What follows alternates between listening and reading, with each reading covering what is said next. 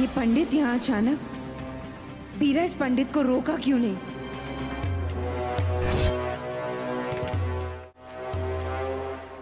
जहर से लड़ते हुए तो भोलेनाथ का गला नीला हुआ था। तुम इंसानों की क्या औकात है? तुम्हारा तो पूरा शरीर नीला हो जाएगा।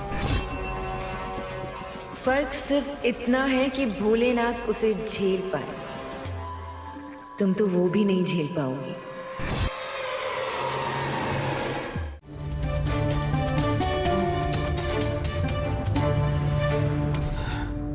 शिव, एक मिनट।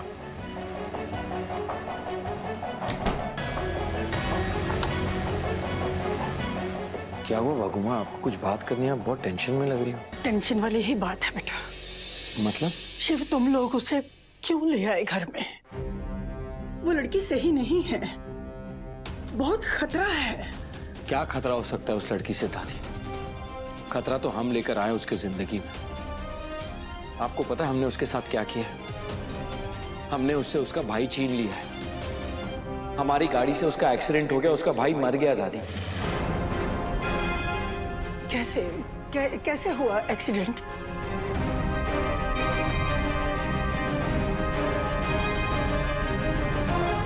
हम शिवपुर कैसे आ गए?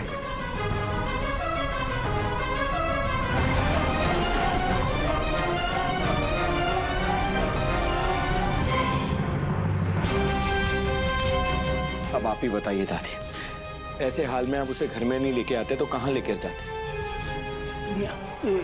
ये सब झूठ है, ये सब झूठ है शिव। तुमने जो भी देखा वो सब झूठ है। ये आप क्या कह रही हो दादी? जो चीज मैंने अपनी आंखों से देखी है वो झूठ कैसे हो सकती है? हो सकती है, सब हो सकता है। देखो बेटा, बहुत कुछ ऐसा है जिसके बारे में तुम नहीं जानते। बहुत सी ऐसी चीजें हैं जो सच्चाई के साथ खेल सकती हैं। सच और झूठ के बीच का अंतर मिटा सकती है। सच को झूठ और झूठ को सच दिखा सकती है। दादी आप ये कैसी पहेलियां बुझा रही है? मुझे कुछ समझ में नहीं आ रहा। हमने अगर शिव को सच बता भी दिया तो भी वो इस पर यकीन नहीं करेगा। वो एक डॉक्टर है, इन सब बातों पर कभी यकीन नहीं करेगा। साफ साफ बताइए ना, आप कहना क्या चाह रही हैं? साफ साफ हम यही बता सकते हैं कि तुम उस लड़की को घर में नहीं रख सकते।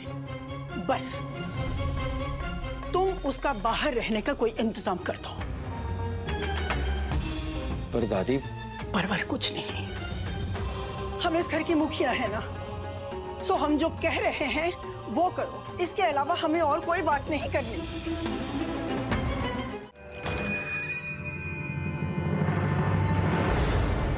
बाबा जी, आप यहाँ, आपको यहाँ का एड्रेस? क्या हुआ, सब ठीक है ना? बेटा कुछ भी ठीक नहीं है। मतलब? आप एक काम कीजिए, आप अंदर आइए। आइए। हम अंदर नहीं आ सकते, तुम बाहर आ जाओ। एक बहुत बड़ा राज है जो तुम्हारे पति से जुड़ा है।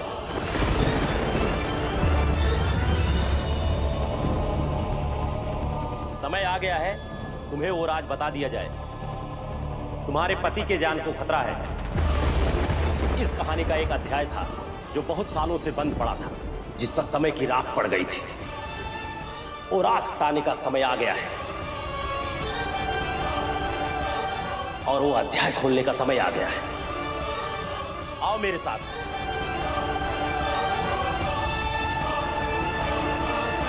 सुनो, आज हम शिव के जीवन का वो अध्याय खोलने जा रहे हैं जो बहुत सालों से बंद था। जब अतीत ही उठकर आज में आ गया है तो अतीत की बातों को भी आना पड़ेगा। ये बात बहुत पुरानी है। तुम्हारा पति तब बहुत छोटा था और वो ननिहाल में उसकी दादी के साथ आया था। शिव, शिव कहाँ है बेटा? शिव! भागो माँ, पकड़ो पकड़ो मुझे। अरे किधर गया? बाहर आ जा। भागो माँ, मैं इधर हूँ। शिव! पकड़ो पकड़ो मुझे। शिव तो मासूम बच्चा था, उसे क्या पता था जंगल में कैसे कैसे जीव रहते हैं। उसे क्या पता था कि जंगल में वो रहती थी।